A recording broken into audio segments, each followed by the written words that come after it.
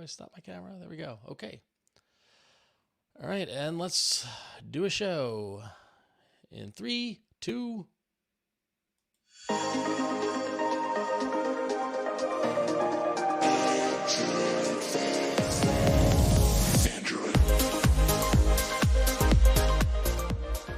Hello, and welcome to another edition of Android Faithful. We are your weekly source for the latest news, hardware, and apps in the wonderfully wacky, wonderfully adventurous, wonderfully reminiscent world of Android. I am Ron Richards, and as always, joining me, Quinta Dow. Good to see you. Good to see you, and very much what's the best, Ron? You started riffing on the intro, and now I feel like you raised the bar there. So no, I gotta get in on it. So. That was like 15. That was like a 15-foot raise. I'm gonna have to start warming up before the show to meet you. That's awesome. I love it. Exactly. So we're really excited. Michelle's off this week, but we have two guests, not just one, but two guests. And so first up, I would like to introduce my good friend, Mr. Brendon Bigley. How you doing, Brendon? I am doing so well. How are you both? Doing good. Welcome. Thank you so much for having me here. Welcome to the show, Brendon. Where are you from? What podcast do you do? How can people get? Where am I from? I'm from the great state of New Jersey, and I have a couple podcasts. The one that I will plug is Into the Aether. It's a low-key video game podcast.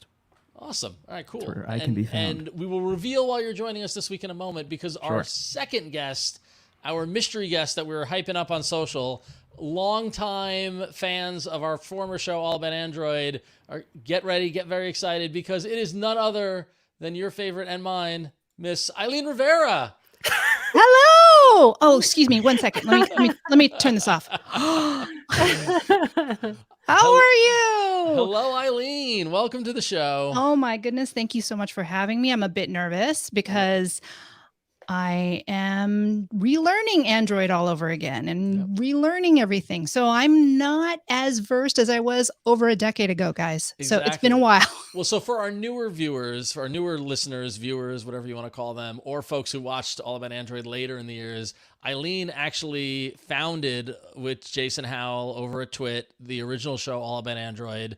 Eileen, you invited me on as a guest, I think, in one of the beta episodes, and I just never stopped showing up. And we wouldn't be here on the show if it wasn't for you, Eileen Rivera. Aww, Thank you. I appreciate that. Well, those were good times. Yep. And you know what? They're going to get better, right? Exactly. Technology is advanced. Yes. These things are better than ever. We'll talk about it. So we're gonna get right into it, because the reason why we wanted both of you on the show, because it's so interesting in terms of how lives run in parallel but then intersect and things like that. Both when we started Android Faithful, Eileen reached out to me and said, "Oh my God, Ron, I think I'm gonna come back to Android," and I said, "Really?" And then at the same time, Brendon and I, we work together at our day jobs, just so everyone knows. And Brendon, when the Pixel Fold came out, Brendon, what did you say to me the day it came out? It's time, baby. I'm switching. So now I guess to kind of start things off, right? You both were on iPhones previously, right? So Eileen, give us your phone journey since you left All About Android. Wow. I think, I had my Android for a bit, and then, basically my entire family's on iOS. So, communicating with them with Messenger. I still have an iPad. I can still, and I still have my iPhone. I didn't trade that in, but, just in case. Here we are. Right. Here we are. So, so I've had iOS for quite a while now, and I've been watching, and those of you who used to watch me on that other show know that I am a big Samsung fangirl. I always have been. Yep. And I've been watching and waiting patiently and thinking about when would I make that switch? When do I go back? And it was this year. And Ron, you actually challenged me. We were talking about, because I said, I think I'm going to go back to Android. And you're like, I would challenge you for the flip, phones, one of those instead. Because I was thinking the S series, and honestly, I'm a power user. The camera is very important to me. So this is only my first week using this. I do feel like my heart might be with the Ultra. Not gonna lie, but did I steer you wrong? but this is winning me over. This front cover situation here is winning me over for many reasons. It's the camera. It's the fact that I go to a lot of concerts, and phone that they keep talking about if you want to, record video at concerts is the Ultra. Yep. It's a bit big, but yeah, it's that I feel like the hardware is here. And so, if they just put the same camera as the Ultra or the S series into this, I would, it'd be perfect. But I do love this so far, and we can get into it later. But yeah, I just felt like it was time. Like the hardware is working, for Samsung, and it doesn't hurt that a band that I love has been endorsing this since I started loving them 3 years ago. So blame BTS and blame Suga from BTS, because that is part of the reason why it pushed me over the edge. There's a lot of, in the community, the Army community, there's a lot of iPhone versus Samsung, and there's a lot of Samsung users in Army. And when I said I was dabbling with it, all of Army was like, just go, just do it. Let me tell you why. Oh, let me tell you. Then there were all of the opinions, S series, Ultra, or like so many opinions there. So I'd been thinking about it for, like a good 3 to 4 months now. And there was a Korean band that pushed me over the edge. I was going to say, did Steve from BTS reach out to you and tell, or whatever what are the BTS band members' names? Steve, Jerry, Mackie. Close. I can't believe you guessed every Ron. single one. Yeah, that was That's amazing. Ron.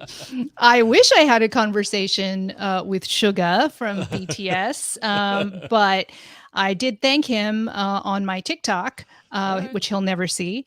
And I told him, you made a sale, dude. You made another sale. So if you've been following BTS at all, and Suga in particular, you know that at the end of every show, he goes out to the crowd and looks for a phone and will do the like selfie thing. And he literally said, no iPhone, like in show 2.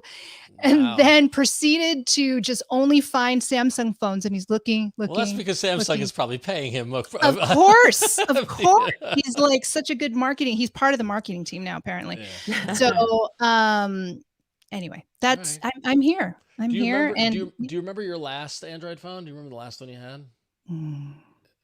It was a Samsung. It was a Samsung. I don't remember which version it was, though. It was like 10 years ago, right? Yeah. I mean, it was a long time. Like when you jumped, you bailed. Like you bailed hardcore. Like you quit the show and then went on to iPhone. You know when you like go like back in the day, I'm married now, but like when you had a breakup, you cut your hair. You know what I mean? Yep. It's like kind of analogous to that, where you're like, I'm just gonna and here, New worlds collide.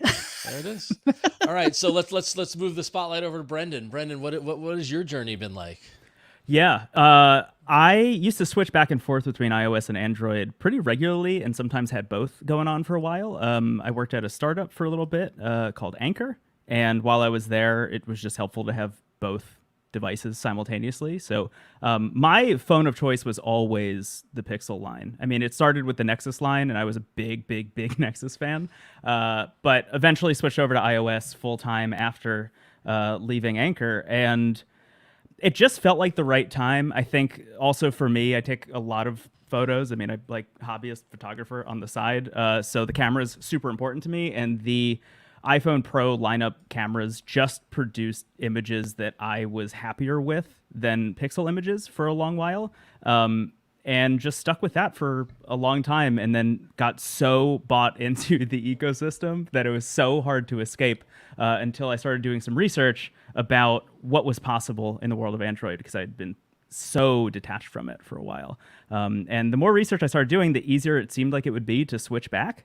And the less the walled garden seemed like a wall at all, and just seemed like a hedge I could maybe hop over if I wanted to. And I did that. I switched over to the Pixel Fold.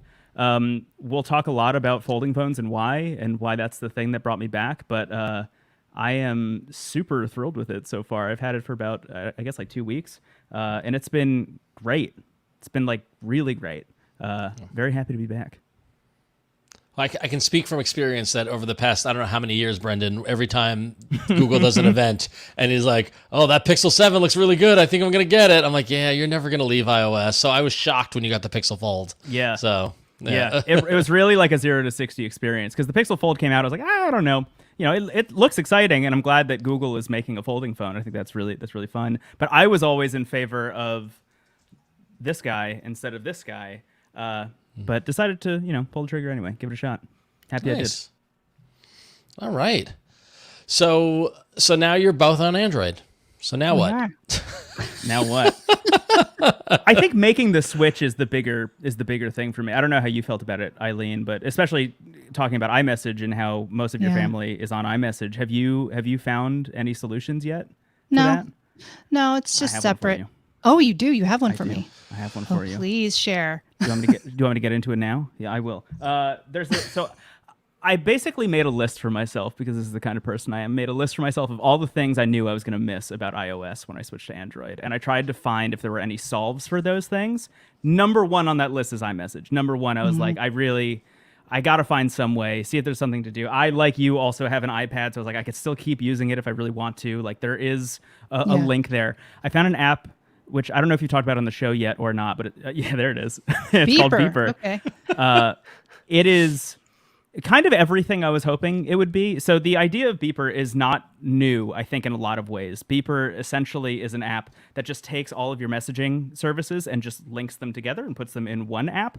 And that kind of idea has come and go, I think, over the years as different services change their API access and change different ways in which you're allowed to access their servers. I think a lot of those companies end up just kind of like falling by the wayside. But I don't think ever seen an app try and include iMessage in there. And that's why I was so interested in Beeper. And I signed up for it, got into, I think, what is an early access build of it right now. And it is everything that I wanted it to be. I mean, it is iMessage working flawlessly on my Pixel, which is unreal. And atop that, it also is pulling in WhatsApp, so I can talk to my friends in Japan, and I can pull in Instagram DMs, and I can pull in Twitter DMs. And they have all of these wonderful settings that allow you to prioritize or deprioritize certain people or entire services. So sorry if you're DMing me on Twitter, but I'm definitely not seeing that because that's in the low priority folder. But that having been said, I have now switched to it also full-time on Mac via their Mac app and on my iPad as well. And I'm just using that for all messaging. And it's been great for like over a week at this point. And I've heard, just to put a little caveat, a little asterisk on here, I've heard some horror stories about it. I have not experienced any of them. It's just been great for me so far. So Eileen, that could be a solution. That could be a solution, because really iMessenger was kind of the biggest thing besides the camera, but that's on me, on the hardware that I choose. So that's a separate issue. Well, now I feel responsible about that choice, because I was nudging you towards the foldables. And well, Tom said, you know what, if you do want to go S series or Ultra, you might as well wait another 6 months, because we're already halfway through the cycle. You might as well wait. So there might be another trade-in next year. The camera is so important to me. And by the way, the camera is pretty good here. And I actually love how long this is. This is 9x22. I love looking at vertical video, especially TikTok on this phone. It's fun. It is a little weird to record on here because it doesn't format well when you watch it on the iPhone, but that's another issue. And then again, I just love this cover screen and using because now that I have an app I think it's called Good Lock. You can put any app on this cover screen because, Samsung only allows you like certain apps. We talked about that last week, right? Right? Didn't Adam have lots of Good luck, opinions about that? Yeah. I found the email you sent me for this show, Ron, just by, let me look at my Gmail. What email? Oh, okay. Here's the rundown. Now I couldn't really click into, Google Docs and all that stuff, but I was notified and all that. There's things that it's not perfect, but there's something about this just form and putting it in my pocket. I feel like I'm coming back to the show as a real consumer, right? As a switcher and a consumer, not as a, expert. And so as someone who's, like an everyday consumer using this, I'm just kind of dazzled by like, I love the notifications here. I love how easy it is to get to basic apps just on this cover screen. I will say that there are a couple things that, have bothered me, and I don't know if it's a me issue or a phone issue, but the face recognition does not want to recognize me, and it doesn't recognize me with glasses, which my iPhone did recognize me when I wore my glasses or didn't wear my glasses. So that's kind of annoying. And also the fingerprint scanning. Sometimes if you don't get it perfect, if you don't, I kind of like redid it several times with different fingers because I have to kind of figure out, well, how am I holding this phone or whatever? Because if it's the slight angle off, it just won't. And then I'll try again in 30 seconds. That might be an Android. That might be an Android. Is that an Android thing? We're going to talk about that later in the show. Yeah. Okay. Because I was like, what is going on with biometrics? That is so annoying. It's funny because like I know because Android went through many ups and downs with facial recognition, and like they rolled it out, then they pulled it back, and then they brought it back, and other manufacturers started doing it. I just never turn it on just because I just don't even want to mess with it. So like when you start talking about facial recognition, I almost forgot that it's on Android. But so Win, why don't you share what your foldable because I feel like you've got a whole library of foldables behind you, right? Sure. Hold on. So I got the Pixel Fold, which is actually my main driver. I've got the Motorola Razr Plus, and I just today got I complained about my ship date being very delayed last week. It showed up Monday, so there you go. I had the Z Fold 5. I have a lot.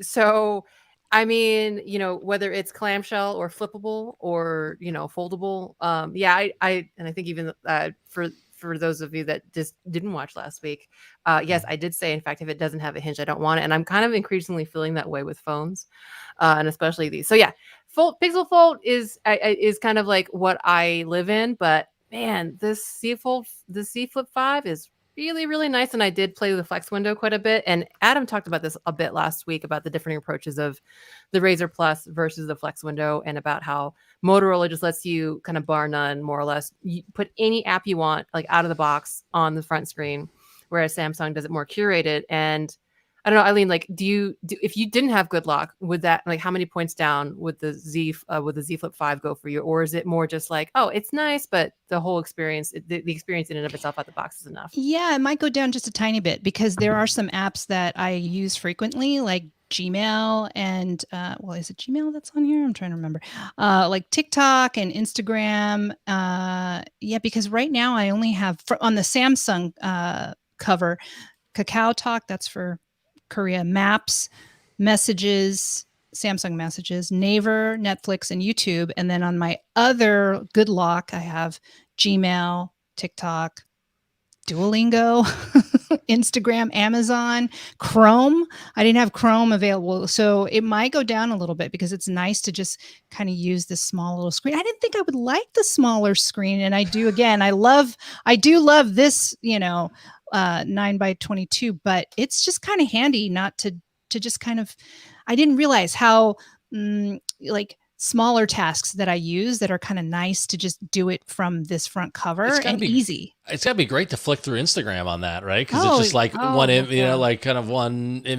Yeah. Well, I don't know about stories probably sucks, but the image is actually like 16:9. It's kind of weird. Oh, interesting. Weird. Yeah, I see it. Yeah. Oh, which is not really Instagrammy Instagrammy at There's all. A long one there. Wait, because it was Samsung Mobile. Okay, well, hold on. Ironic. Ads only. It's all ads only. No, actually, maybe it was just that one account. Yeah, I think it might have been that one, but yeah, still. But yeah, it's not bad, neat. Right? Yeah. So Brendon, you and I were talking offline about the front screen on your Fold, right? So what is how does that experience compare to you with the Fold itself? This is interesting because I think the reason I was curious about folding phones in general was the introduction of the Surface Duo from Microsoft. And the Surface Duo was, I think, the most exciting phone that was released that year, that first version of it, specifically because Samsung was already, in the game with foldables, making the folding screens that bent in the middle, things like that. Microsoft coming out and saying, hey, we're going to make a folding phone. It's going to have two screens with a hinge in the middle. The screen's not going to bend. And on the outside, no screen, no notification light, nothing, which creates this environment where you need to physically interact with the device to be able to use it, to interact with it, right? You need to physically open it if you want to check your notifications or know what's going on.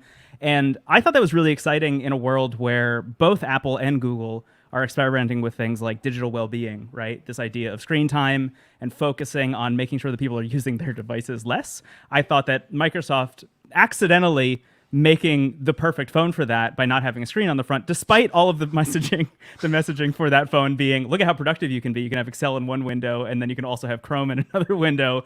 It's very funny to me. But I think that phone really kind of set off a bunch of synapses in my head that kind of made me want to experiment with using a folding phone. And the closer I got to the announcement and release of the iPhone 15 series and knowing what those rumors look like, USB-C, action button instead of a do not disturb switch that you could like map to a camera and stuff, I was like, these are all things that I could just have on Android, and I could have an even more exciting phone. Because the era of phones that I'm always thinking about is the era where you would walk into a Verizon store and have absolutely no idea what was on the market and just saw the wildest thing you could imagine. It was like Willy Wonka and his chocolate factory in there. You know, it was like, here's a phone that has the biggest speaker ever just right in the middle of it. And when you open it up, the speaker's still right in the middle. Here's a phone that has a Hasselblad camera attached to it. You know, like just the wildest stuff possible.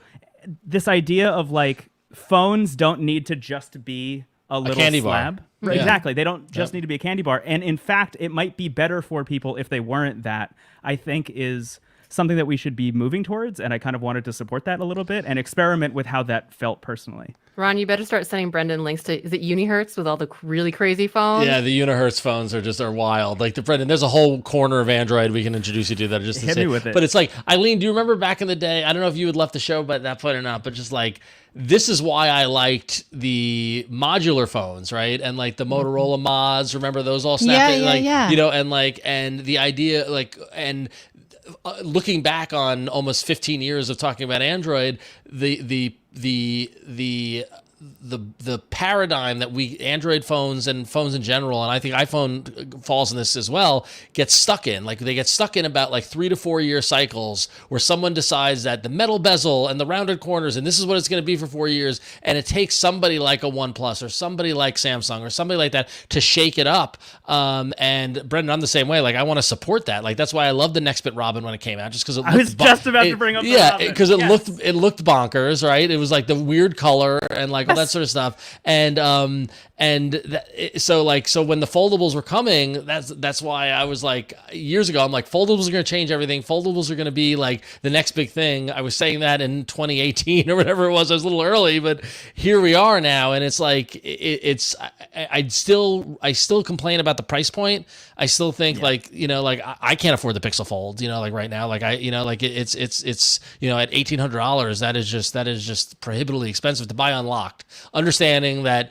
you could get subsidized, you can go to your carrier, you can get better deals. I'm stuck in this world of buying unlocked phones because I don't want to be tied to a carrier or anything like that. But yeah, I just love the fact that and the irony is I don't have a foldable, but I love that you're all loving it and embracing it. So I will say, You know, I traded my iPhone 6S to get a discount. Whoa. I had it in Wow. storage.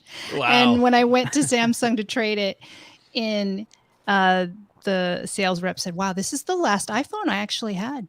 Yeah, I knew what was coming and I never went back. I was like, okay, true salesman. But I actually did have an online. I should have had this phone for a lot longer. I've had it for less than a week because my online order, when I ordered it online, it said you could pick it up tomorrow.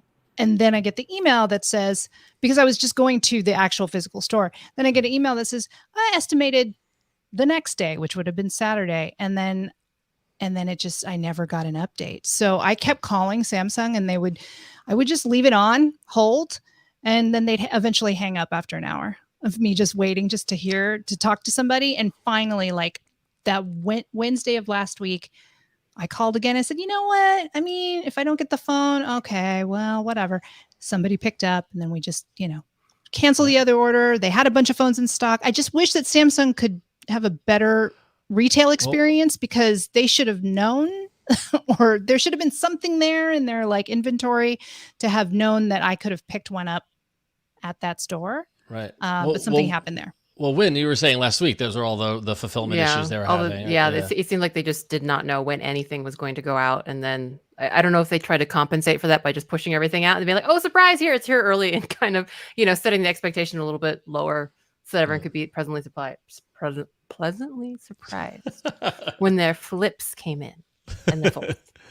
So we're gonna have to get to some news in a little bit, but I don't want to. I like this conversation. So Brendon and Eileen, I am curious though. So now that like Eileen, you're only back for less than a week, but Brendon, you've had a couple of weeks. Is there anything from iOS that you miss, or that you're like, oh, why isn't it like this or not? Brendon, I see you nodding. What is that? I got two things. Yeah. One of them is like super niche. It's just an app I used to use to edit photos that isn't available on Android. It's a bummer. I can find another one. It'll be okay. Yeah. The other one for me is focus modes. The introduction of focus modes into iOS is something that I thought was a little bit cumbersome and not too exciting when it was first announced. And then I was stuck on the tarmac on a plane once and was like, let me mess around with this and see if it's fun or exciting. And really got into the weeds of creating different focus modes for when I'm at work, when I'm traveling, for example, when I'm at Walter's Disney World, for example, when I'm asleep, things like that. Having different home screens and different apps and different kinds of notification settings for each of those modes, having all of that happen kind of intelligently based on where and when I am, I thought was really nice. I have heard that Tasker might be the solution for that. Tasker also seems pretty intense. Well, I was going to say, so I'll give it a shot. Tasker's the Swiss Army knife for anything that you need, right? Yeah. So, but there's got to be something that replicates that out there. And so we should stay in touch because I want to follow that journey, because if there is, we should talk about it on the show. So, bedtime mode, by the way, I am obsessed with because it makes the screen black and white. And I just think that is so smart. It is so cool. Every time it happens, I'm like, oh, it is time to go to bed. Thank you, Google. Honestly, I'll be in bed and it goes black and white, and I close Snap and then I go to bed. So, so all right. So Eileen, how about you? And you can't say the camera because that's a hardware thing. So, I was gonna say too, the real test is gonna be on Saturday when I go see Blackpink, and whether or not this takes good concert video. We'll see. I'm really curious about the audio as well, picking that up. And all my gripes are kind of, even though I love the hardware, are a little more hardware related. Just I'm not used to where the volume is compared to muscle to memory, right? The muscle memory and that kind of thing. I'm like, and just even opening and closing or doing. I mean, honestly, but it sounds like I'm not like, I don't think I'm as much of a power user as you, Brendon, but really it all just boils down to iMessage, because when I, transferred everything was here. Everything that I really needed was here. Oh, I was curious what the transfer was like, because I've transferred from Android to Android, but I have no idea what the iOS to Android transfer is like. It wasn't great for me, so I stopped after a while. I stopped after like 3 hours because it kept adding more time. And then I thought, you know what? I'll just log in individually, all my data, whatever. It'll eventually all be there. It's fine. So, and again, because I still have an iPad, like I have all my stuff there, so I don't feel like I'm losing, valuable things. But yeah, all my, contacts ported over fine. I mean, just basic stuff was fine. It just didn't finish. I didn't finish the transfer because it was going to take forever. And I had the same issue. You same thing? Okay. Yeah, same exact thing. Yeah. I ended up just bailing on it and then just installing apps one by one, which was fine. I like setting up a new phone. I haven't done that in years. I can't. That's got to be interminably take forever. It did ask me if I wanted to back up for my Nexus 5, which I thought was very funny. Oh my gosh. Absolutely not. Good question, though.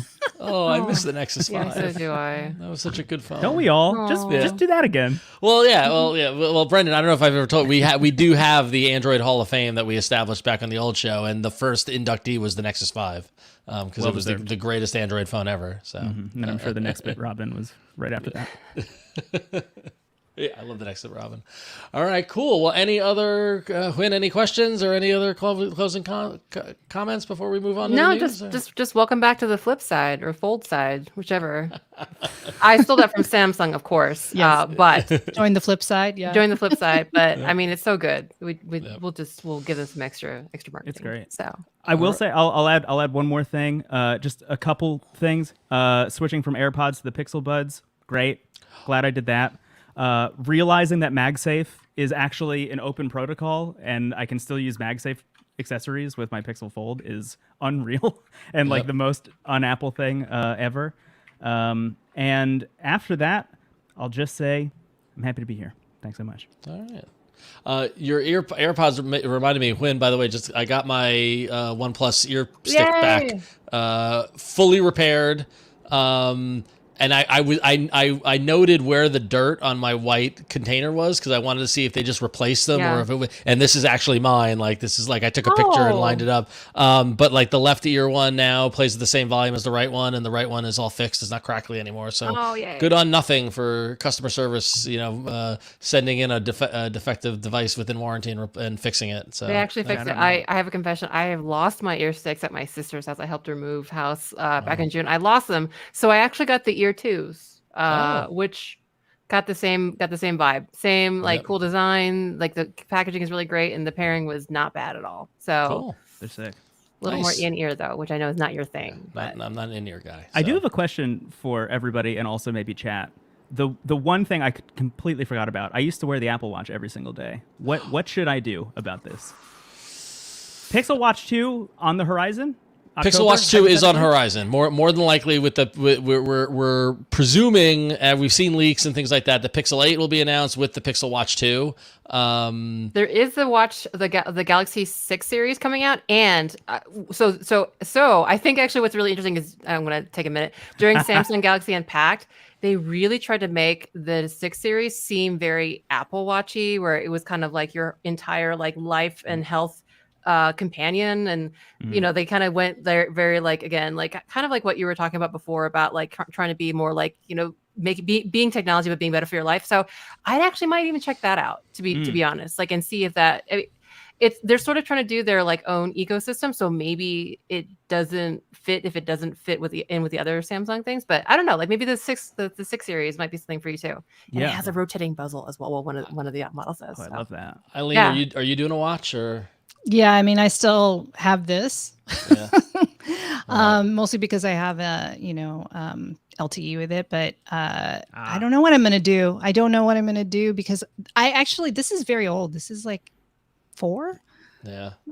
And I haven't upgraded it. Haven't needed to. But should I need to upgrade? I don't know. What I mean, you talk about the lock-in on the environment and stuff like that. It's that watch. You can't use an Apple Watch with Android in any way, shape, or form, right? You can still maintain it with your laptop or your iPad or whatever it is. But So yeah. Well, Brendon, I might give the Pixel Watch 2 another go around because I tried the Pixel Watch 1 and returned it purely because there was no decent podcast app, and now that Pocket Cast has a Wear OS version, that could be the game changer. But I'm going to wait for the Pixel Watch 2, so maybe I'll test drive it and let you know how it goes, perhaps. So. Yeah, I'm also just fascinated by that hybrid smartwatch world where it's analog watch face, but technically connects to Android. Battery life is like there's a lot. Yeah, there's a lot of them out there. There's a lot of them out there on the Android side. Yeah. So yeah, cool. All right, cool. Well, what fantastic conversation, and we're really excited for both of your journeys, and we hope that you'll come on the show again and fill us in. Let us know, Eileen. I'll be curious to see how long you stick with the Flip when the next when the S series comes out. The S series comes out, right? So I really do love the form factor right now, and like I said, I'm less than a week in, but like I think this is going to be great to travel with. So I'm going to take it to the mothership very soon and see how it. How it bodes well for me as I travel. But this is I don't know. I really like this, but the camera is everything for me. But the camera. We'll see what the Blackpink show. We'll definitely keep an eye out on your socials to see how that goes. All right, cool. Well, the world of Android keeps turning and the news keeps going. So we're going to dive in. So, and Brendon and Eileen, feel free to chime in, make any comments or anything on this world. You both are plugged into the tech world. So we're sure that you'll have some commentary here, but so, all right. So Huyen, you got us to the first one. Take it away. Ron, I want to ask you as a manager, have you ever done a Friday release, or how do you feel about Friday releases? I always suggest moving it to Monday. Yeah. Just wait the weekend because what's the risk, right? I feel like you do that only when you have to. Well, guess who put a Friday release up last week? So we covered the Android 14 Beta 5 last week saying, oh, hey, this is the last beta before, the big release of Android, the official full release of Android 14. We all were wrong. And as Ron intimated, and which is been my experience, you really don't often in the software world release on a Friday, because what if something happens and everybody's on leave and you got to wait till Monday for all the piles of Android users. But hey, apparently sometimes it is worth it. And apparently the Android team thought it was worth it to push out Android 14 beta 5.1 on Friday afternoon. There's not a lot of fixes, but it could be that the fixes that are there, which involved the system not detecting SIM cards if you're using fixed number dialing, connectivity interruptions when carriers are using 5G standalone mode, blank home screen after unlocking the device, and some performance issues with these. This seems critical. This seems like they had to roll this out. They said, posted, like the note, like you can see the release notes online, and they're titled "A Minor Update," which fair, but also these are some not minor bugs in my opinion. So it could be that, with whatever their roadmap is and their scheduling, they were like, oh shoot, we got to get out this fix. So yes, don't usually release your software on a Friday unless you've got blank home screens and connectivity interruptions. But yeah, if you are in the beta program, look for that one, especially if you're having any of these issues. But now I don't feel comfortable saying this is the last one. Well, that's the irony, is that this was beta 5, and we're presuming that this is the last beta before Android 14 rolls out in about a month in mid-September. But like blank home screen on unlocking device seems like, but that also seems like it could just be like someone didn't close a bracket, right? Like, there might be something. Yeah, and that's kind of the thing with like whenever you release something, there's always a small chance that when you fix something, you break something else, and that kind of plays into whether something like this last minute goes out. It's like, okay, we're only touching like these few things, so hopefully it works, but. Yeah, it does feel like someone didn't cross an I or dot a T. Wait, in the other way around, but you know what I mean. Yeah. So I don't know. So it's funny because Eileen and Brendon, you have you're just coming in on Android 13. So like, there's no context to I'm what on the beta. Are you on the beta already? Immediately like hopped onto the beta. Right in there, man. Right in the deep end. I love it. Oh yeah. I'm running the dev beta on iOS the second they announced that thing. I was like, is there a beta available for Android? Okay, I'll install that. Didn't even think about it. It was like maybe the second thing I did. And Eileen, how is it to be back to what is the dumb Samsung thing called? What is that? It's not what is One UI, right? One UI. Right? Like, I'm sorry, I'm anti-Samsung. I'm the Samsung jerk, by the way. There are a few things that are a little wonky. Like, why am I unable to block a call? Which I followed the instructions on how to block a call, but this school keeps calling me. I don't know why. You should pick up your child. That's why. I know, right? It's fine. I don't have an issue with it, to be honest with you. But give me some time. All right, cool. I'll get back to you. All right, yeah. Well, and we'll see when Android 14 comes out if you guys notice any differences or things like that. So, moving on. Brendon, you were asking about the Pixel Watch. That is tied probably to the fall hardware announcement from Google. And so we've been slowly getting little leaks of what the Pixel 8 is going to look like to us. And I thought this was interesting in that we got our first look of what the new Google camera app on the Pixel 8 will look like. And Eileen, you being a camera person, this might be important for you. But here's a kind of a side-by-side in terms of what the and for our audio listeners, we're taking a look at a side-by-side shot of the old camera app versus the new camera app, where you see basically a lot of the elements, less cover, more visible camera shot itself, and some of the elements more collapsed in the pills like that we've seen, and the navigation kind of being adjusted. Subtle changes, but still an evolution of the camera app. So, I think it's, I've struggled with the camera app on Google specifically with the settings access. And so I'm hoping that this gets a little more intuitive or able to, access it very, kind of easily and do it quickly on the fly. Cause Eileen, like you, when I'm at a show and I'm seeing a band, I quickly want to adjust, the exposure time or something like that. If you're spending all that time tapping away at it, trying to get the setting exactly right, you miss the moment, right? So, but we all know that the camera is a big selling point for the Pixel line, and Google always leans a lot on the camera stuff for it. So we have to imagine that, they're going to lean a lot into these app changes. So, Brendon, what is your experience with the camera on the Pixel Fold been so far? Are you happy with it being a photographer person? Yeah, I mean, I'm aware that it is not the top of the line Pixel camera module, right? Like it's what it's the A series camera, I think, that they have in the Fold. For me, I still think it's great and really interesting. Just the subjective idea of what reality is supposed to look like on all of the different carriers and manufacturers. I think Pixel's Google's is the most all about focusing on like producing the sharpest possible image. Whereas I think the iPhone gets a little bit more almost like analog looking. Samsung wants to bump up the saturation a lot, which I also think makes for like fun, vivid images. I think they're all viable. I think they're all great. But going from shooting a lot on the iPhone to now shooting with the Pixel, I'm enjoying it a lot. I also will say that it feels a lot like a point and shoot, specifically the idea that I could double tap the power button to immediately get into the camera. Reminds me so much of like the Coolpix camera I used to use and like the Sony Cybershot and like the Ricoh GR3, which I use for street photography all the time. So it's kind of nice. I think it's a fun experience. I'm liking it a lot, and I like the look of that new camera app. Honestly, I think that's exciting. Yeah. So, sorry, Eileen, have you played with the Flex camera for some of the features and stuff? Oh, are you? Eileen, you're on mute. You're on mute. Sorry, I was coughing. Like I was gonna say, you could do it like a camcorder.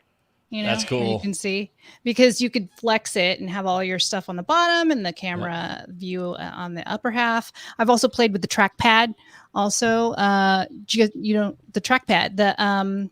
Let me show you the trackpad when you use YouTube. There you go. So I'm about to load YouTube eventually. So the second screen here. has a trackpad. Oh, that's down there amazing! with a mouse cursor too. That's really cool. Yeah. So okay. Yeah. So you can just kind of leave it up. I don't know how you would. When I was thinking, when would I use this at a cafe? Maybe if I was just hanging out, reading, and I don't know, playing some like lo-fi beats or something on here. Yeah. Boy, our Wi-Fi is not working here today.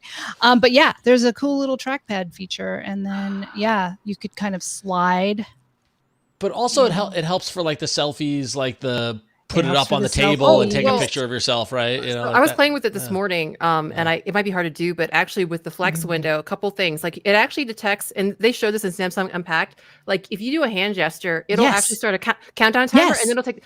It's so cool. It's so cool. I actually just posted that on TikTok. I was like, and I love this hand feature. Like literally, and also I just I forget that this is the back camera that's down here. So this is much better quality than, any phone that, the front facing camera. So, if you're into shooting, if you're vlogs or whatever, that feature is pretty darn cool. But I love that hand. I'm literally like, hey. I took like 18 pictures myself.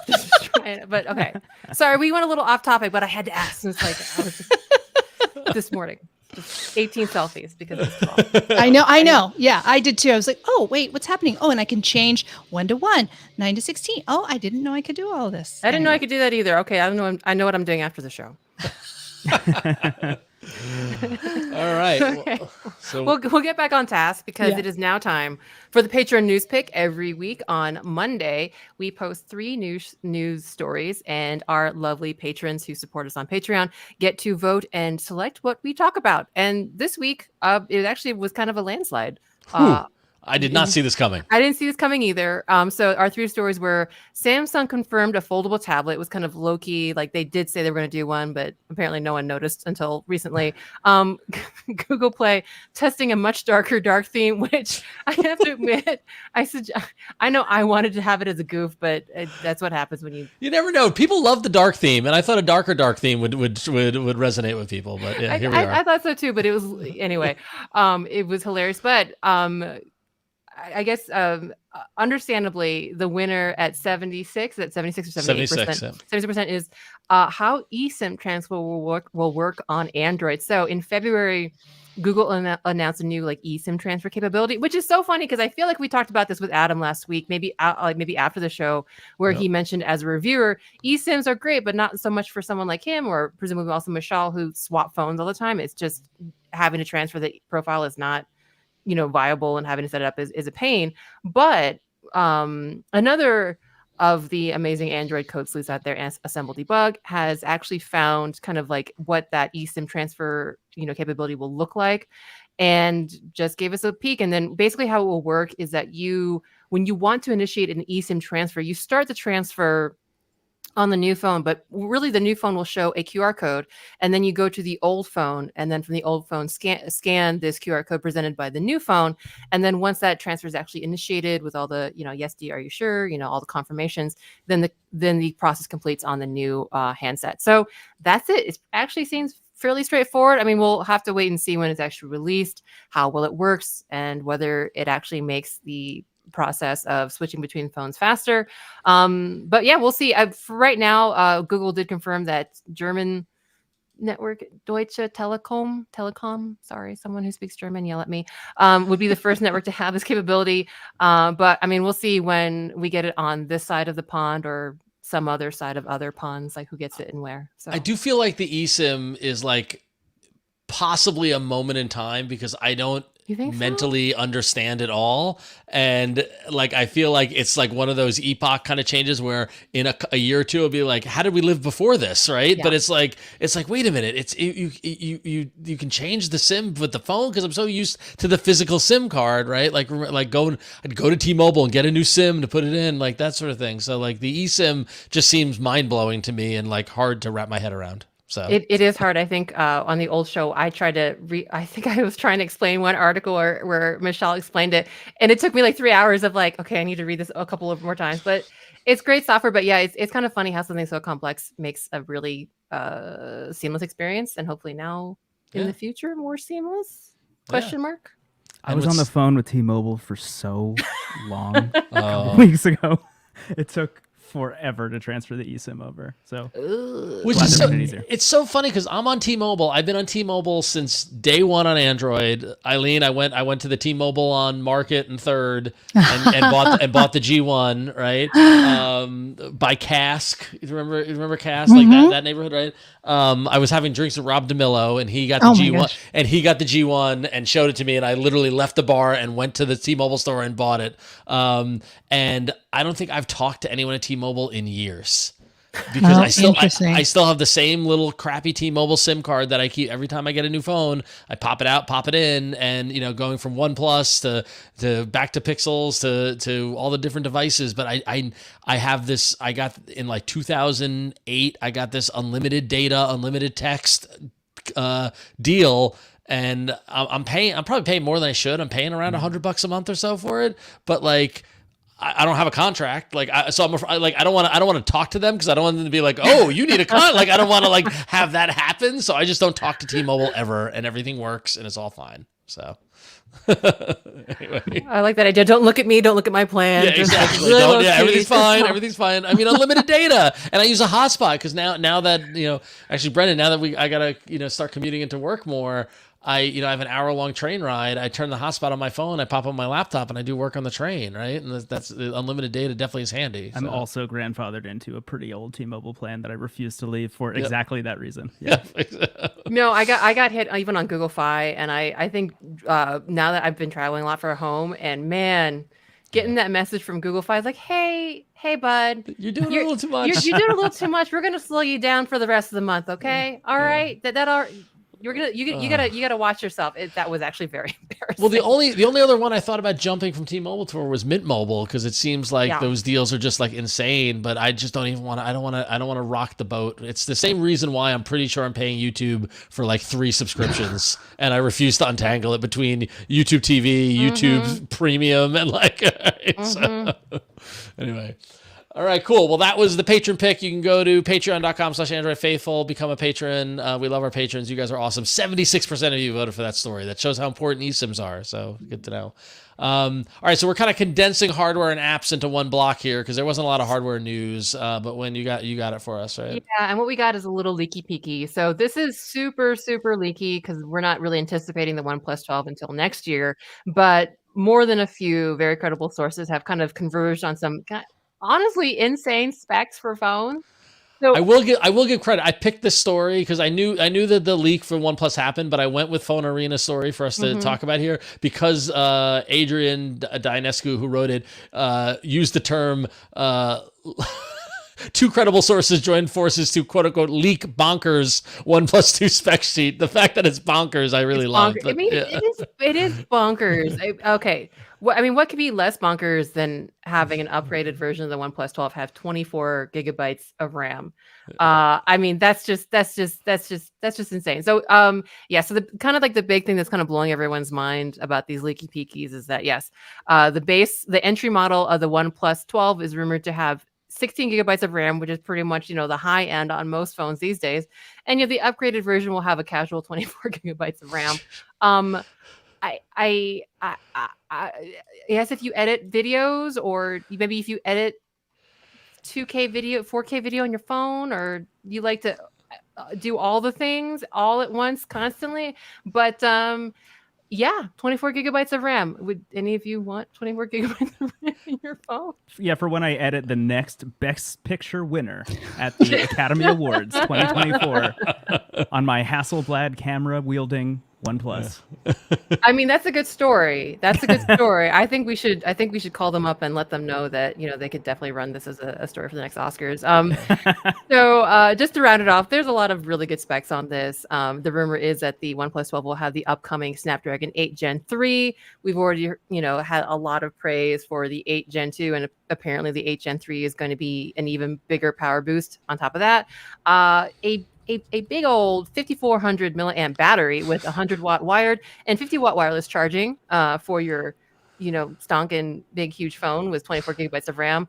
Triple camera system with a 50 megapixel primary, 50 megapixel ultra wide, and a 64 megapixel periscope telephoto lens with 3x optical zoom. Which God bless OnePlus for sticking to the periscope camera, by the way. Man, I love it. Yeah. You know what? You got to stick to your guns and just... Yep. Never settle. 6.7 AMOLED with 2K resolution and 120 hertz refresh, and I mean presumably IP64 at least because that's what the OnePlus 11 is. But I mean that's a banger of a phone. That's a lot of power. Going back to what Brendon was saying about supporting phones that break the paradigm, I like OnePlus. The OnePlus 12 looks a lot like the standard OnePlus, right? Like if we look at it again, like it's got the big old camera circle on the back and it looks very but like pack the inside with just insane specs. That's awesome. Like do that, right? Do you need 120 refresh rate and a 2K resolution display on the phone? I'm interested in who the target audience for that is. I was just thinking, is this for Christopher Nolan? Like, who is this for?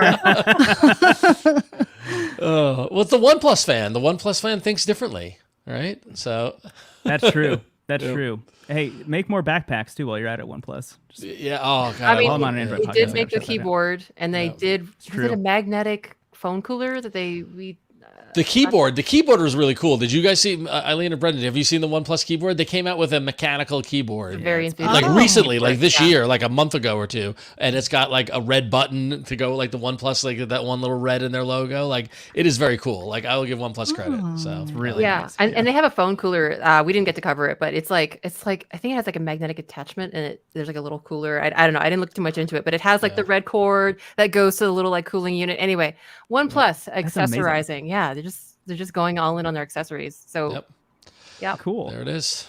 So, all right. Well, earlier in the show, Brendon, you were extolling the virtues of Beeper, and that actually kind of stole our thunder a little bit because in our app section here, we're talking about the fact that Beeper added RCS support for Google Messages. So in addition to that iMessage support, you get all the goodies of RCS that we've been excited about for a while now, as we've been talking about messaging and RCS. It was looking on Beeper's product log on August 17th. They added Google Messages and RCS support, which just continues to take this great app and make it even more parity of what each phone and each messaging platform they can have on it. Brendon, you probably don't know of a life before Beeper or RCS, so you can't really be like, did you miss RCS? Are you glad to have it back? But I don't know if you even RCS is something you don't even notice, right? But it should be there. So yeah, absolutely. Yeah, I mean, I've kept a peripheral eye on RCS, and just in general, I think Google's many messaging apps over the years. Yeah. Somebody in chat also asked, can somebody speak to how safe Beeper is? They seem really focused on privacy and end-to-end encryption, like across the board, which is very interesting. And as far as I know, they're also hosting their servers, I think, in like Sweden specifically to keep them even more on lock, because their rules about end-to-end encryption are much more intense than they are here. Didn't you do like a whole onboarding experience with them? Like someone like walked you through it and everything? Yeah, I just tweeted, like, if anyone could get me on Beeper, I'd be very happy. And someone on their product team hit me up and was like, just walk me through how you feel about onboarding onto this. So I got to like skip the line and stuff, which was very nice. But having been the person who did those kinds of product onboarding Zoom calls in the past, I was like, okay, cool. I know exactly what this is.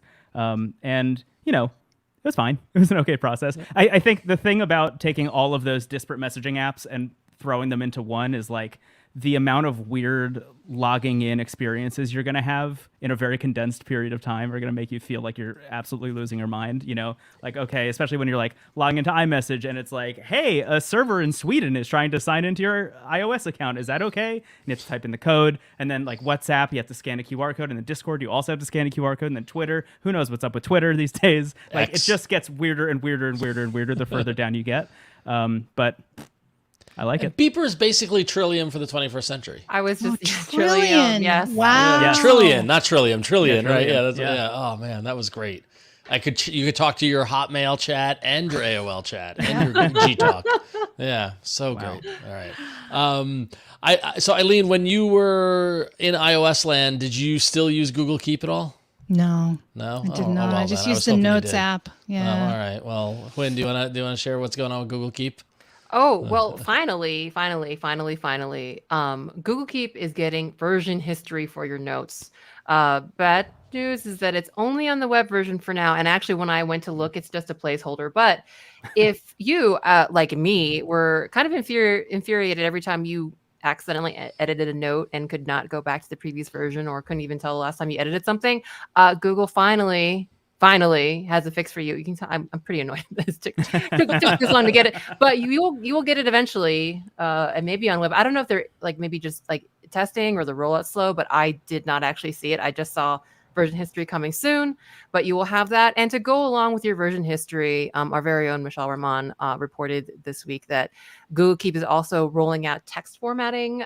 So if you wanted to give your notes a little bit of extra zhuzh, bold, italics, and all the rest of the lovely, font accoutrement, you can finally start doing that in Keep, starting with, I think, was it version 5.23.322.05, which is rolling out. It just rolls off the tongue. Just rolls off the tongue. Version 5.23.322.05, right? Clearly. Yeah, I'm sure you can remember that and check it. But yeah, there are a couple of Google Keep updates for you. If you are still a diehard Google Keep user like myself, you are annoyed. I live and die by Google Keep, and I was wondering earlier this year why on earth there's no text formatting. Like what? Like it's bonkers that it's 2023 and that we're finally getting in this. But some product manager at Google was like, oh wait, we should do that, and so they did it. So that's good. Yeah.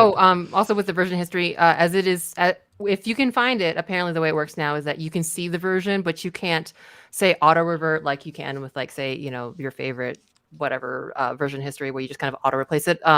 Or you can download the note, or you can copy and paste the text. So at least there's something, but don't expect too fancy of experience just yet. Yep. Cool.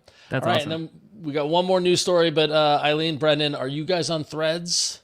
Yes. I sure am. Where do you net out on Threads? Did you sign up and go, oh, this is cool, and then never open it again? Or are you active on the platform? Eileen, you go first. I think I was pretty active. I decided I was going to post a picture every day for a little bit, and then it kind of died down. Yeah. Just like on Instagram, Just like on Instagram. I know. Cool. I was like, I'm going to use it, but in a different way and use or share different pictures. Yep. So I think I just naturally reverted to something that is somewhat related to Instagram. But I think the last time I posted was maybe Thursday or Friday. I started doing actual like Twitter messages instead too. But yeah. Not so much. Brendon, how about you? Yeah, I hopped on pretty much as soon as it was available. I've been bouncing around to everything post Twitter, even like going back and trying Tumblr again and seeing if Tumblr maybe is like fine now that Automatic owns it and not Verizon.net.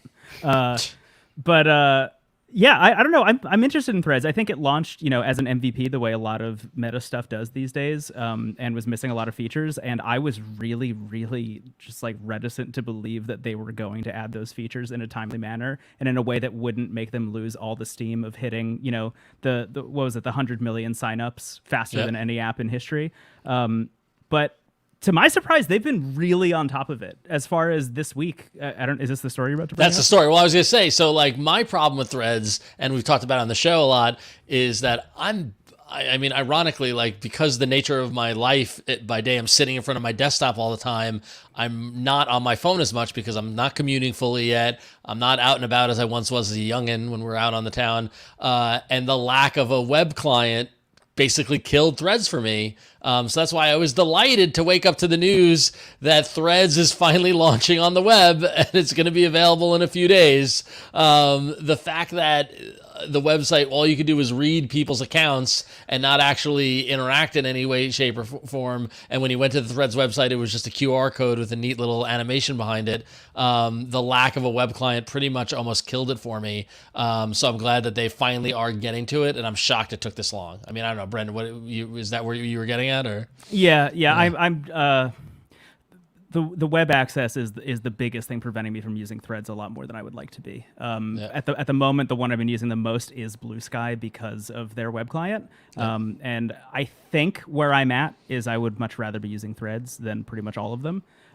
Interesting. Specifically, I think a lot of it also comes from like my interest in photography and following a lot of photographers. And for some reason, the image gallery just looks way better on Threads than it does on Instagram, and specifically looks amazing on the Fold when the screen is opened. I would say the image gallery is very cool on Threads. Like what they did with that, we do a lot of stuff like that at work, right? With the scrolling images, and it looks really cool. So yeah, exactly. So it's not out yet. I don't have it yet. I don't know if anybody else has it, but last I checked, it's still. I'm gonna check now, but it's supposed to be rolling out any day now. And it's very funny because when I start typing Threads, my browser auto completes to threadless.com because I've spent years of using Threadless, and so I feel bad for Threadless because but anyway. Is it telling that I didn't download Threads originally? Yes. On the new phone. Yes, it's very I just did it while you guys were talking. I'm like, wait, where is the app? Yeah, I haven't. Let me download it now. I feel so bad. Like I'm excited to like get back to going to the city more because like I've got my little social media window here, and I've got Facebook and TikTok and Twitter and Blue Sky and Mastodon Threads, and like I just use it to check stuff, and like I don't really actively post. So I do want to get more active. So we'll see if we do that in September. But so. All right, cool. Well, we are running a little long, but we're almost at the end of the show. Reminder, everybody can email us at contact@androidfaithful.com. We love to hear from you. We love to get your emails about any topic we talk about. If you want to weigh in, please do. And we got a long email this week, but I feel like it's worth diving into. And so I want to thank in advance, and I lost his name, and where is it? I want to thank in advance Larry for writing in this long email and explaining his kind of experience. So here we go. And I got to pull it up. Great. Excellent. So that didn't work. Where does the email go? I lost his email. All right. Well, I'm just going to read it. There we go. Okay. So Larry writes in and says, to start with, I'm so excited you've created this podcast. I was both saddened and angered when I learned of your previous partnership being terminated. I was then equally delighted that you pulled together to create this new show. Thank you so much. You're welcome, Larry. Thanks for watching, listening. He goes, with that said, here's my message. I love Larry. For people who don't feel like contacting Google phone support, I want to share my most recent experience. I've been using a Pixel 5a for most of a year now, following my previous Pixel 2. I'd been really enjoying the Pixel 5a because of its great battery life. I typically got most of 2 days on a charge with the 5a. It was very frustrating when earlier this summer my screen stopped working. I was able to get it working after several attempts at resuscitating it, but finally had to admit the screen wasn't working at all. I knew the phone itself was still working because it would vibrate in response to me accessing the fingerprint sensor on the back of it. I contacted Google support about the issue. After going through their diagnostic steps, they indicated that my phone was out of warranty and that for this particular problem, they'd be willing to offer a repair or replacement. I wound up sending in the phone on a Monday. In a day or two, they had a response that it would be more cost-effective to replace my phone than try to repair it. They emailed me the paperwork to authorize the replacement. The unique part of it all was that the unit they would be sending me was not the 5A, but rather a 6A. I double-checked and they confirmed I would be getting a 6A for no additional charge. In one sense, I was excited to be getting an upgrade, but I was also very leery about it because I knew the 6A had an on-screen fingerprint sensor and I'd heard very mixed reviews of it. I received my replacement 6A on Friday of the same week I sent in my 5A. I felt that was pretty good for a phone to be sent in on Monday and received the new unit that Friday. My biggest challenge with the unit was indeed the on-screen fingerprint sensor. I wound up mentioning this new issue to Google phone support, and they had me perform diagnostic procedures. After all said and done, they wound up sending me a replacement 6A, this time by sending me the replacement prior to me sending in the old unit, thereby avoiding the time without a phone. This also allowed me to transfer all my data from one 6A to the other via USB cable, much faster than doing the cloud-based restore. I've since had much better results with this replacement unit's fingerprint sensor. It works probably 75 to 80% of the time on the first or second try. Not nearly as good as the 5A sensor, but I have to admit there are times that not having to pick up the phone to apply a fingerprint is more convenient. I hope my experience will encourage those who may be having a problem to contact Google support. And that's from Larry Huyen. I mispronounced your last name. Huyen? Anyway, Huyen. Thank you, Larry, for writing in. And I got to echo this the same. I've had nothing but delightful experience with Google support. When I've had a problem, they've replaced phones like they did here. We on our old show, we had some people writing in that they had some problems with Google support where they weren't very responsive or weren't getting the solutions done. But, much like my experience with Nothing and my ear stick, like you have warranties, the things you buy are under warranty and they want you to be a satisfied customer. So I would say not to be afraid to contact Google support or any support of these manufacturers because they want to keep you as a customer. That's my thought. I don't know.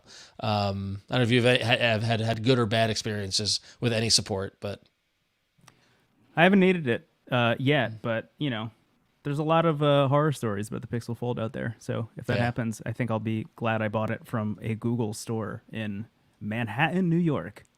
You went to the actual Google store, right? I did, yeah. In Chelsea? Yeah. I think the most important thing too, when you're talking to any support person, if possible, is just to kind of like be upbeat and not so angry because they'll probably help you more, Yep. That's just been my experience. I've been on the phone with a lot of customer support for various things. And, the minute you start showing kind of any kind of irate feelings, they start to kind of cower back. But the moment that you are, just trying to understand and be helpful and like, oh my gosh, thank you so much. They're going to even like, oh, let me get you an emergency rush on that. Like, oh, thank you. I didn't even know that was possible. Right. And confirm. So, yeah. Yep. So. And that's why I got my phone earlier than I, had intended because I wanted to talk to a person. And so I finally talked to a person at the Samsung store. And not only did I get the phone earlier than who knows when I was going to get the actual phone, but I actually got the color I wanted to because I ordered the silver just to get it the next day, which never happened. And when I called, said, oh, yeah, so do you have other colors? And they're like, actually, we do. And I said, do you have lavender? Oh, we have a lot of lavender. Great. I'm coming in right now. I drove right there and I got my phone. There was just a little bit of like a tech issue with like canceling my order and, getting this new one, but it was fine. It totally worked out. I feel like I've known that life too, but do I want the phone more or do I want my cool color? And I've made that compromise so many times. So I'm so happy that worked out for you. That you saw lavender. That's awesome. Yeah. Huyen, what color did you get? I got Lalo. Yeah, Lalo. Lalo. Lalo. Nice. But then I was I don't know how I did. I was a crazy person. I did get the silicone case. I was going to ask about cases. Are you all doing lavender. cases? I think maybe they didn't have the yellow case, and I was like, well, I also like lavender, and all right, so maybe I can have my cake and eat it too. So I got a cheapy $19 case on Amazon because I'm going to Korea. I want to see what kind of fun cases that they have in all the different, stores in Korea. I bet they're going to be like, I just can see. I've been online on YouTube watching everybody unbox their Flip 5s, and in different countries, they all have different cool cases and different, cool tech. And I'm like, okay, I want to see what Korea has before I settle on a case. So I'm kind of waiting. I'm kind of have this as an emergency right now. It's a very nice matte $19 from Amazon case, but that's not going to be the case that I live with. And Brendon, what did you do for the fold? Do you go naked or you got a case? Nothing at the moment, but keeping in line with almost every app I had on my iPhone also is available for Android. I was surprised to find that the case I used on my iPhone was also available for the Pixel Fold. It's a case by Pitaka, which comes with a MagSafe ring built into the back. There's a continuity there, Yeah, it's beautiful. I love Lovely. it. Love Yeah, it. I'm excited. I was hoping to have it before this recording so I could be like, hey, check it out, but not in yet. So say let be. Eileen, if you do come up with any super cool Korean only cases, please update us and share. Oh my gosh, of course. Of Please. course. Because we love case recommendations, and we personally. Okay. I don't use cases. Okay, some of us You're like- naked? some of us Your Oh, phone yeah. is naked? 100%. Look at that. Yeah, that's Okay. my Pixel 7 with no case. Yep, totally. I just don't like the extra thickness. Like I want to feel it and whatever. And sure, I've dropped some phones. Sure, I've made the mistake of not having a case, like the Pixel. And actually, by the way, I don't need a phone. We were talking offline about needing another phone. Yeah. Oh, I found my Pixel. So my Pixel 6, I dropped by the pool onto the brick thing last summer, and it chipped the back of this, so I did get a case to protect the broken glass, and I thought it was much worse than it was, but it's not that bad. But yeah, I don't like cases. I don't like. Yeah. Oh, well, I'm you're- enjoying the Fold without one so far. I'll say that Yeah. much. I think I really just kind of want it for the MagSafe stuff, but we'll see. Ooh, We'll see if I keep it. Brendon, I have one question. So this might be like a internet reviewer thing, but I know one of the most common kind of reactions to it was that it doesn't fold flat. Do you care? No, not really. Okay. Yeah, it's I didn't interesting. believe that too. Be like, do you care, Brendon? But Yeah, no, there are a couple things that I see a lot online about the Pixel Fold that I haven't had in my experience. One of them is the folding flat doesn't really bother me as much. I'm totally fine with it, honestly, especially like late at night because the screen is so nice. If I'm like playing a game before I go to sleep, like I don't need it to be totally open. It's fine. The other thing is the battery life I have found to be exceptional, which is like really far from a lot of the experiences I've seen online. I've been kind of surprised by that. The one thing that I see that is like a gripe that everybody has about the Fold that I also share is the volume is so weird. It like is inaudible until around like 80%. And then it's like all of the volume happens between the 80 to 100% range of the volume slider. Really? Yeah, it's fascinating. It's really I strange. might you know what? I kind of feel like I noticed that. I usually wear headphones, so I haven't noticed it, but I might be noticing that as well. I actually usually, when I'm like doing the dishes or something, I will just flip it open, have a YouTube video, and just kind of prop it up on something in the kitchen and just put it at full blast. And like sometimes I can't hear the video, which is strange because it's a thing I could do with my iPhone in the past. Yep. All right, cool. Well, this has been fantastic. This has been, I had such high hopes for this, and it totally, it overpaid. It paid off in spades. So thank you so much, Brendon and Eileen, for coming. Brendon, we'll put the spotlight on you. Where can folks find you? What plug away. Tell everybody about what you do. Yeah, sure. I have a podcast called Into the Aether. It's a low-key video game podcast. You can check that out. Oh, there you go, at intothecast.online. We've recently just did an episode starting our new season where we played and reviewed almost every single game for the Sega Dreamcast over the past year, which was a pretty wild experience. So you can check that out if you want to listen to like a 5-hour episode about every Dreamcast game. Outside of that, I'm at Brendon Bigley on everything. You can find me at brendonbigley.com. Awesome. Including threads.net. Well, thank you, Brendon. Yeah, thank you. Eileen, where can people find you if they want to follow along? Yeah, I'm a free agent right now, so the best place to find me is on TikTok. If you like K-pop, then you'll like my account, but I'm also documenting my journey on the Flip 5 on that account too. So if you want to follow along on that end, please follow me on TikTok. I'm also on Insta. Yeah, I'm on Threads. Yeah, I'm on Twitter. Yeah, but I don't really use it anymore. So I use it to actually just read trolley news. That's kind of what I do. I mean, honestly, or it's XX, whatever we're calling it. Yeah, I was gonna say like the Mm-hmm. switch to X is really it's challenging to do that. It's like especially at work, we're like because honestly. The RT abbreviation for retweet was so in the vernacular, like, hey, can you, because like we do so much of it, can you RT this? And like, I was like, can you RX this? Like, is that a prescription? What is that? Is that, yeah, it's very challenging. But yeah, and I've been following along on TikTok on your journey, so it's very exciting. So Posted my first food vlog with this phone. Awesome. Already learned a lot of things that I got wrong. So, you know, it's just I'm very transparent about what I know and what I don't know. So if you have recommendations, please let me know. Cool. All right. Huyen, where can people find you on the internet? Yeah, you can find me on my website, randomlytyping.com, and I am an Android dev. I do technical talks and things like that. And yeah, I'm usually on social media places at Queen Code Monkey. And I just got to say, while Eileen is here, Eileen, it is an honor to meet you. Without going too much detail, at the end of our old show, I cried because that show meant so much to me. So thank you. And it's really awesome to be here with you. Not gonna cry now, but yeah. Anyway, also I was on DTNS today to talk about foldables. So if you didn't have enough foldable talk over here, catch the VOD on DTNS. And that's it. Awesome. I thought about trying to get you emotional again, Huyen, but I decided to hold off. It's getting close. It's getting I know.